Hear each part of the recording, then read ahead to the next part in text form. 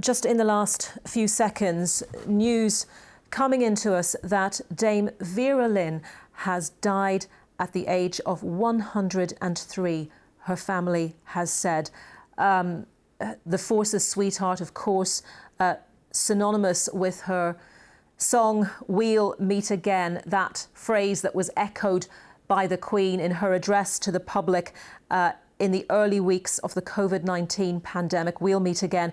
Dame Vera Lynn, the Forces sweetheart, has died at the age of 103. Just the briefest of statements from her family at this point.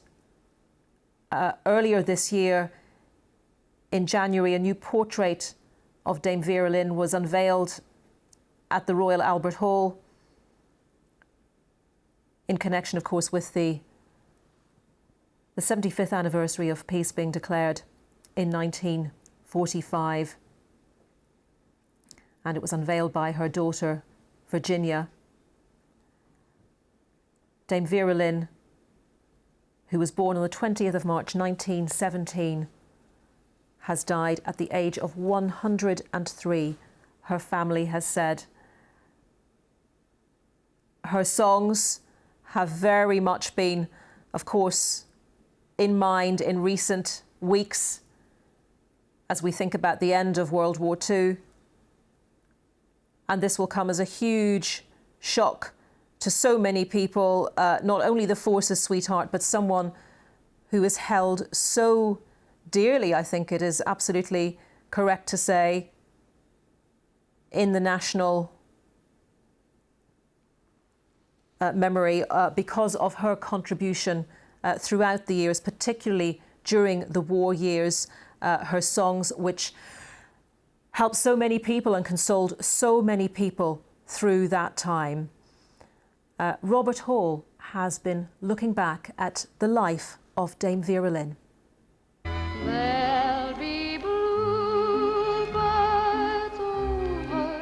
It is a voice that has spanned the decades. The voice of an ordinary London girl born at the end of the First World War who became an iconic symbol of the Second.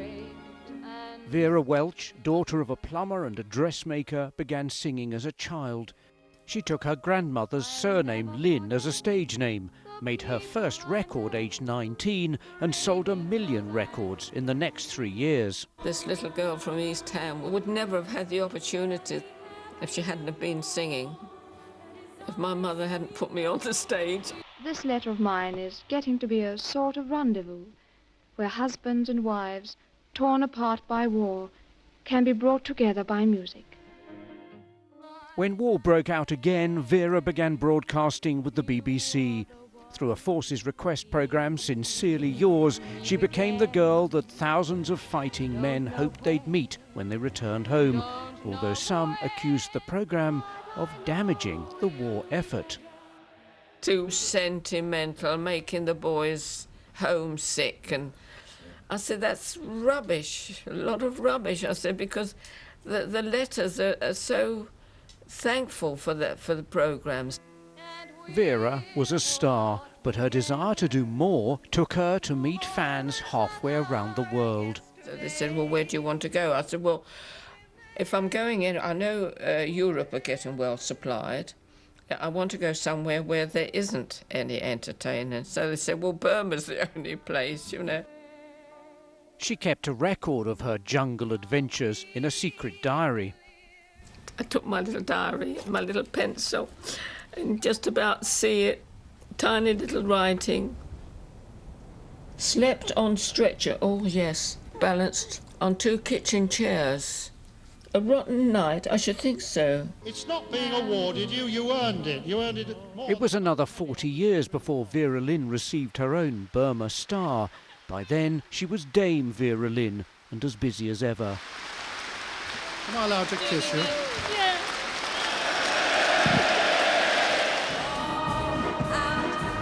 In 1995, Vera led veterans in song outside Buckingham Palace to mark the 50th anniversary of VE Day.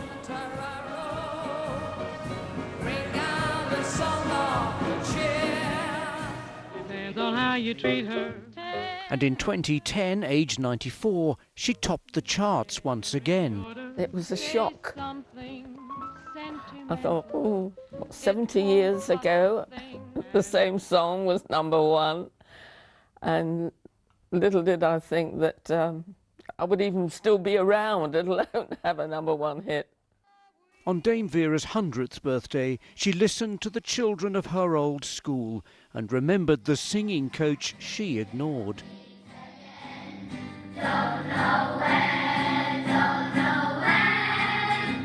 When she heard me sing, she says, "No, I can't train that voice. It's not a natural voice." So I said, "Well, thank you very much, madam," and left. Keep smiling through, just like you always do, till the blue skies chase those dark clouds far away. But Vera Lynn's national presence was more than a voice. It was a spirit, carried forward across the decades and still resonating during the current pandemic. A spirit reflected by the Queen during her recent, very personal message. We should take comfort that while we may have more still to endure, better days will return. We will be with our friends again. We will be with our families again. We will meet again.